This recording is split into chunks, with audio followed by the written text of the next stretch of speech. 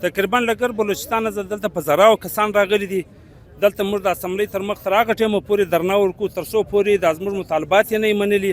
موږ په یو صورت هم دا د کنټراکټ نه قبلو. زموږ پرمننټ اډر دی دا به راکوي د 2019 پالیسي مطابق به راکوي. نوټیفیکیشن به جاري کوي. څو پورې نوټیفیکیشن نه جاري سوی موږ به تر هغو پورې دلته درنه ورکو، چای میاشت لګړي، چای هفته لګړي، چای 2 لګړي.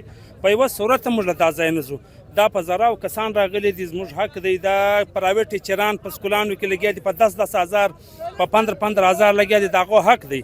دا حق موږ غواړو موږ ته د خپل حق راکړي. خو د حکومت دا پالیسي ده، دوی کنسلیشن ته بیایي چې موږ دا پوسټونه کینسل کړو، دوباره هغه کو. موږ دا یایو چې بای دا د 2019 مطابق د سپریم کورټ فیصله پر تا د پالیسي کې دا شوازې لیکلي دي چې دا به پرمننټ کېږي و دوی ته به پرمننټ اډر ورکوي جلد سے جلد. او خو دلته بس بدقسمتي دا ده چې زموږ وزیر اعلی صاحب بالکل په دا شي کې اکټیو نه دی، بالکل دا ډیلې کړی دی. د دغه لپاره موږ دا احتجاج او دا درنه کوو چې زموږ اډر زر تر زر مشترک. په لورلای کې ډي ار سی ماشاءالله زموږ ډي سي صاحب له موږ سره تعاون وکړي. زموږ ډي ار سی ډېر ښه په هغه باندې کمپلیټه کړه. خو اصل شی دلته په کوټه کې دی چې موږ به دلته سکرټریټ ته راځي.